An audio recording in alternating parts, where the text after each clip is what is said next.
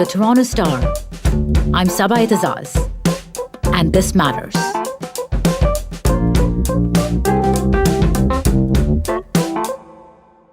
Last Sunday, 3 generations, 1 family, 5 lives were thrown away in what was said to be a single moment filled with hate.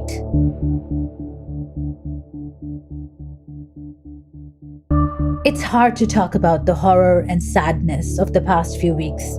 Last week, we were trying to wrap our heads around the discovery of a mass grave of hundreds of Indigenous children. This week, I'm here recording an episode about a 9-year-old Muslim child who survived the slaughter of the rest of his family when they were out for a walk, like any Canadian family, like all of us have been doing in these pandemic times. Except this family did not come back home. They were run over by a white man in a pickup truck. The police, the Mayor of London, and PM Trudeau say this was an attack driven by hate because the Afzaal family was Muslim. I keep thinking about Faiz, who survived. What would a 9-year-old child do, hurt and broken in a hospital? Did he ask for his family? What did they tell him? And what are Muslim parents across Canada telling their children about what happened and why?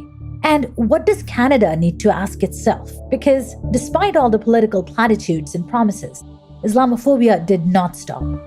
Star reporter Noor Javed wrote a deeply personal piece about what it's been like for her having to explain this to her kids while reeling from the constant bombardment of anti-Muslim hate.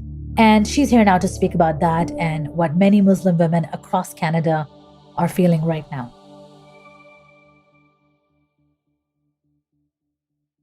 Hi, Noor. Hi, Sabah.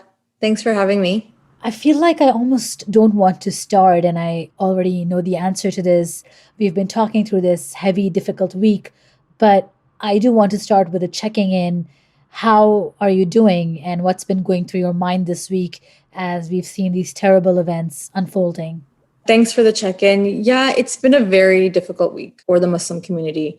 It feels like we have these weeks all the time, since 2017, when the first terror attack happened against the Muslim community that shocked everybody, when, gunmen came in and shot 3 people who were praying in a mosque. And then it just seems like week after week after week, there's another incident, whether it's, something in Edmonton or it's happening in Etobicoke. So, it's not that we haven't seen these things happen, but I think there was something very deeply, obviously, tragic and upsetting about this week that really shook people up in a way that I felt horrified and numb through everything that has happened in the last, few years. But something about this incident just made me so deeply sad.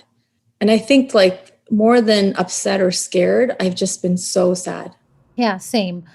Do you recall the moment when you first got to know of this horror? The time when we first began to find out that this was a murder of a beautiful family. It was not just an accident. And what the police started saying was a premeditated anti-Muslim hate crime. Do you remember? Mm-hmm. Yeah, we were actually in a meeting with some of my Star colleagues, and I just sometimes, as you do, you're multitasking. So I just checked Twitter for a second, just thinking, okay, whatever, there'll be nothing there, I'll shut it off. And then I just started seeing these posts, people talking about the news conference. And when you see something called a terror attack, there's 2 reactions. Your one reaction is, oh, I hope it's not a Muslim who did the terror, God forbid. And then the other reaction nowadays is I hope it's not happened to a Muslim, because we see so much of it. So as soon as I started to see that it was actually a Muslim family who were just walking in the street, I was just so upset. I actually had to leave the meeting. And I even just told people at the meeting who might identify as Muslim that, this has happened. If you feel like you need to step away, step away. And I had to step away. I was so upset. And I'm generally quite a strong person, but I was really, really upset about what I was reading and what happened.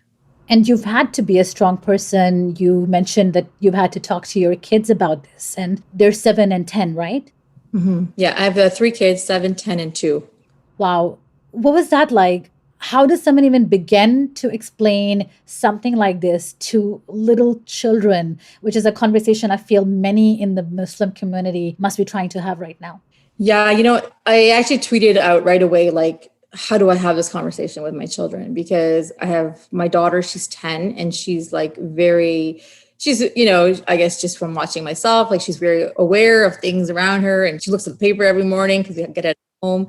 And then my immediate thought was like, how do I talk to them about this? Like, how will I have this conversation with them? To be honest, I didn't talk to them for the first day. I could not talk to them. I didn't even mention it. I didn't know like even how I would have this conversation, because we've been actually having a lot of really heavy conversations in our house already. We've been talking quite a bit about Israel-Palestine conflict. We've been talking quite a bit about the First Nations finding, last year at the residential school, and and so we were already talking about very heavy issues that I know my children have been deeply affected by. And so now it was like this other thing. So I was like, how will I talk about this? And so the next day, the Star had a very, a beautiful cover with the family. My colleagues Alicia and Wendy did an, absolutely amazing job writing this feature about the family and who they were. And so my kids, they were walking by and they saw the cover of the paper and they said, why are people praying on the cover of the paper? Because we pray at home. And I said, oh yeah, something happened a couple of days ago, and I want to talk to you about it. And so that's kind of how we started the conversation. And oftentimes a lot of the conversations in our house do start off by looking at the paper. So you should get the paper because it helps you with these conversations. Yeah. And then we just kind of sat down and we just had it was actually a very quick conversation. And I just told them that, there was a really bad attack and there was a family, and, they're quite a lot like us. They wear the same clothes as us and they have the same religion as us. And they went for a walk and then somebody hurt them. And then I said, and there's a little boy, but he's in the hospital. But so anyways, we talked about this, and then I let them ask questions. And then what did they say? Well, they first were like, that's so scary. My daughter was like, I don't want to go for a walk anymore. And I said, well, it should be okay. And she's like, I don't want to go if you're with us because you wear a hijab. My daughter wear a hijab. And I said, no, we can't be scared like that. And so we talked about when you're meant to die, you could be in your house. I tried to put it in a bigger context. And then they asked what happens to the boy? Who's going to take care of him? Why did this happen? Why does somebody hate Muslims? That was kind of a hard question to ask. I said, there's always good people, there's bad people in every community. And then, they asked me, they ended with saying, are you scared, Mom? I think they wanted to know if they should be scared. Yeah, reassurance. Yeah, they wanted reassurance. And I said, yeah, I'm scared, but, I'm not so scared that I'm going to change who I am. I'm not going to take off the hijab, I know that there are a lot of good people in the world too, right? So we always have to look for the good people, and we have to do good, and we have to be good. And, we have to just remember this doesn't happen every day. We take walks every day this summer for the last 2 years in the pandemic, right? So most people come home safely. Almost 99.999% of people come home safely. So when I put it in that context, I think I was able to offer them some reassurance. Still a lot of heavy things for little kids to think about, especially if you remember that this is a 7-year-old and a 10-year-old you're talking to. Yeah. And then yesterday we were talking, my husband and I were just talking about it. And actually my son was like, Mommy, I don't want to talk about this anymore. I don't want to hear this anymore. And he actually just said, I don't want to know anymore. Yeah, I get that. I want to talk about the community's reaction as well. I think we've been following this, and from even our conversations, I've gotten this sense of betrayal and tiredness from so many Canadian Muslims. And as devastating as this has been, I found so many people saying they were not surprised. Do you share that feeling? This, like you said, has been continual, but also building up. Yeah, I think I'll answer there's two parts. So one, the piece that I honestly wrote it in 1 hour. I was just feeling so much emotions, and I just needed to get it out. I didn't even know. I hadn't even pitched to the editors. I just wrote it. And so a lot of my Muslim friends, women especially, who wear hijab, or even not, I got a lot of response from them. And they all really resonated with it. And they said that it really spoke to us. It really spoke to us because so many of us have been carrying this burden of Islamophobia and anti-Muslim hate for so long. So many of us have dealt with microaggressions or outright racism or even abuse for so long. And so many times people have told us, you just need thick skin, you just need thick skin, you just need thick skin, or it's not a big deal, or did it really happen, and have gaslit us. And so many women said that like this piece like really got to the root of like their own sentiments, that like it's not that we're scared, but we're just so tired of being used as like, whether it's like a political tool or to like glamorize or like, exoticize our hijab. Like we're just tired of being used as tools, for political gain usually. And I think, behind all those policies and all those like pundits who just sit behind their screens and write, garbage or trolls, like are real people with real feelings. And as I wrote in the piece, like I honestly, the examples that I gave in my piece are just the tip of the iceberg of what I've experienced. I think if people, and some of the colleagues at the Star know because they have been my allies and they're the only reason why I'm still here. But like, if people knew what I actually have gone through, I think they would be shocked that it happened in Canada. We'll be right back.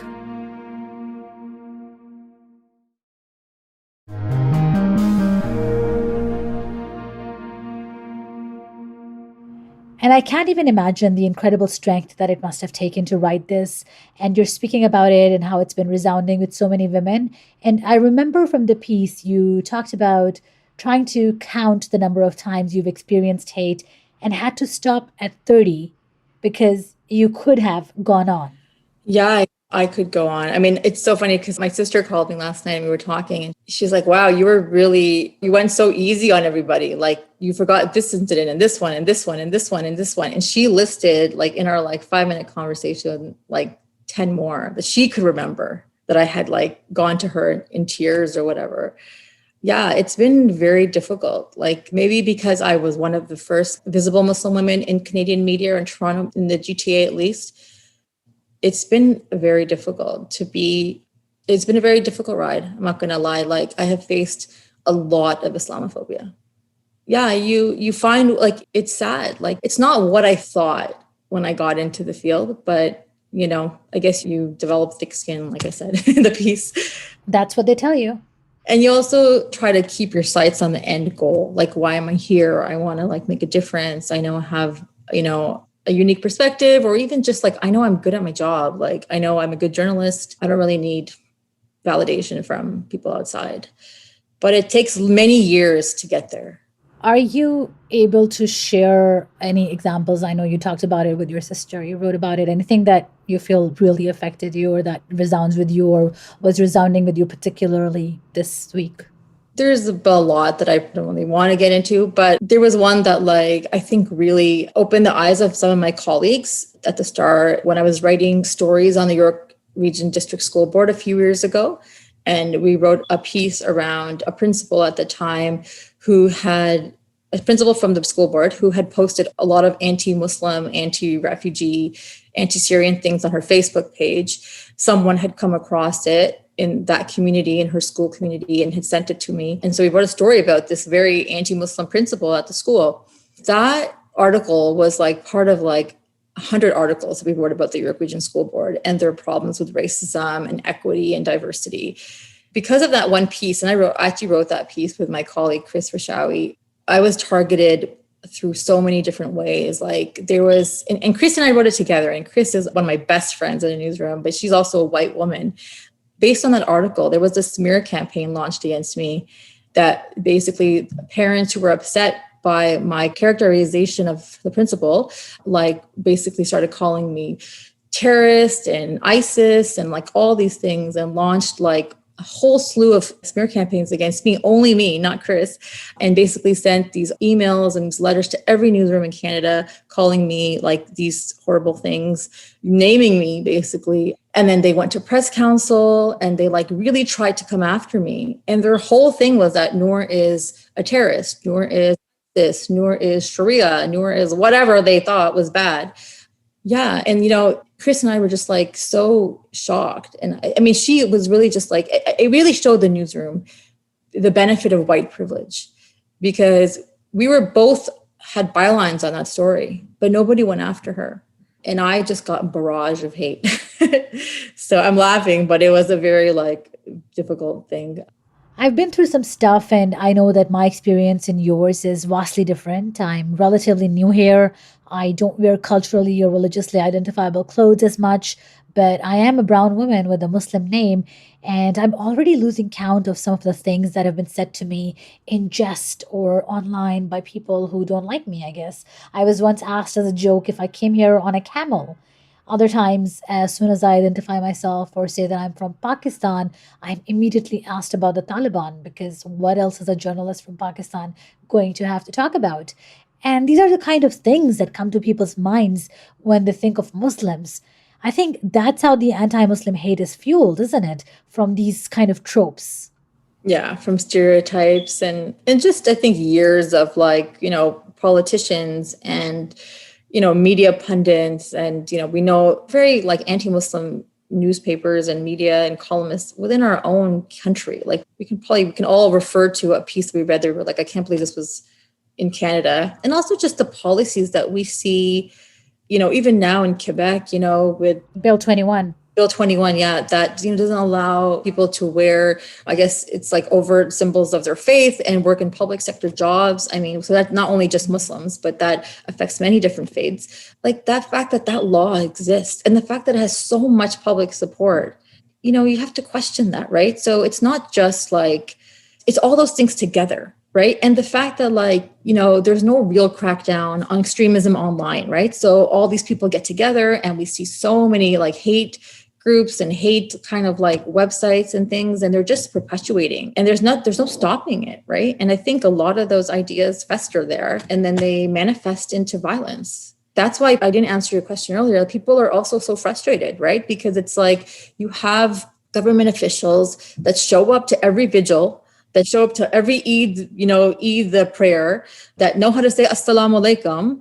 But it's like, what are you doing beyond that, right? Like, when you can't even like call Islamophobia after, the Quebec shooting, when you can't stand up to Quebec and say your law is discriminatory, when you can't shut down online hate, when you've promised it for years, like your words are hollow, your words are empty. The community can see through all of your assalamu alaikums. I'm telling you, right? Like the fact that these politicians went to the vigil and they were booed is because people are sick of it. Like I said, people are tired. And like there's no reason why any community should be dealing with hate, but there's no reason why the Muslim community has to be always, put up with this, and for so many years we have like so many governments, we have seen them, use the Muslim community to like garner votes and to get support in like their, the right wing kind of groups. And like, why? Like, why should we put up with it? Like we're Canadian. I was born here. My children are born here. Their children will be born here. Our parents, we have like really been an integral part of this country. Like my dad came here when he was 18 years old. He played on the country's first cricket team. He has been a civil servant for like vast majority of his life. And like we have like given our lives to this country and we are just as much Canadian as like somebody who's old stock Canadian. And I think the government official, they talk about it and they recognize the value, but they really need to walk the walk because I think the community is really done with their words. Right, that answers my question. Sorry. Sorry. No, that's perfect because I wanted to talk about how leaders across the political spectrum seem to have shifted in tone and have been quick to use the strongest possible terms to call out anti Muslim hate crimes. But like you said, the community's seen a lot of that time and again, and action is what people are looking to see now. Yeah, I think it is nice to see that, all the politicians are standing with the Muslim community. I'm not going to discount that. I think it's important, that all members of the political parties have said that this was a horrible act, that they were very, very vocal in calling it even terrorism. I think that's important. And I think that's obviously more progress than even after this horrendous shooting in Quebec City. But I think really there needs to be action because, after the horrible New Zealand shooting in Christchurch, I was reading about something around that issue and like Islamophobia went up a lot after that shooting. 40% or something from what I was reading. Yeah, like after terror attacks against Muslims, terrorism goes up, like hate goes up against Muslims, right? If for some reason it like just incites other people to have those same sentiments, it brings those kind of hateful elements together and they get organized. My worry is that, we see the politicians kind of comforting us and speaking out for us, but then they don't actually do anything. And then it happens again, right? And so I think, we saw the Quebec shooting and everybody thought, okay, it's never going to happen again. But then last year in Etobicoke, that poor man was like, slaughtered sitting outside a mosque as he was like doing night watch by, a so-called police at that time, neo-Nazi. And then now it's, happened again. So I think this is the thing, like, it's not going to go away by itself. If that was the case, then we would not have had, this attack this week or even before. So I think people can't fall into this naive trap that this is going to go away on its own. I don't think it will.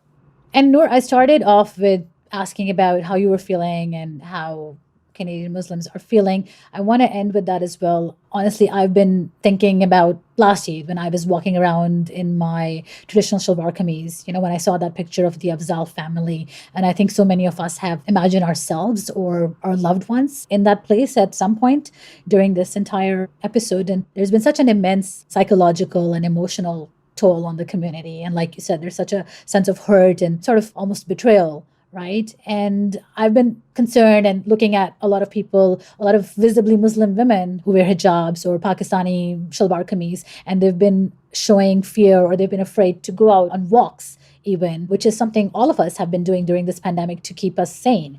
So honestly, are you sharing some of that anxiety and fear, not for yourself even, for your loved ones? Because we all saw our loved ones in the Afzaal family. Yeah, I mean, even myself, like I say I'm not scared, but I mean, it is always in the back of your mind. Like when I'm going out to drive and, doing grocery or picking up my kids, I'm like, it is in the back of your mind, as a Muslim woman, like, is someone going to say something? Is someone going to do something?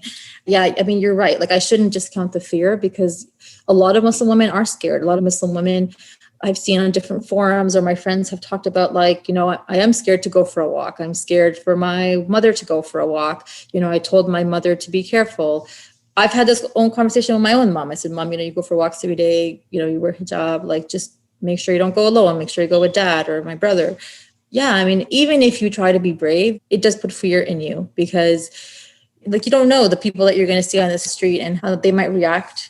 And I think you're right. Like everyone that I know saw a piece of themselves in the Afzaal family. And, this family so well known and so well loved that in so many of my different family and friends groups, somebody had some kind of connection to them, whether it was like a cousin or a relative or like they lived here or they played cricket with me. Like it's amazing at how so many people knew this family. And I mean, that speaks to obviously the broader Canadian family, but also with the Muslim community and the Muslim family is actually, we're all connected. And so, yeah, I think a lot of people really saw themselves in that family for sure.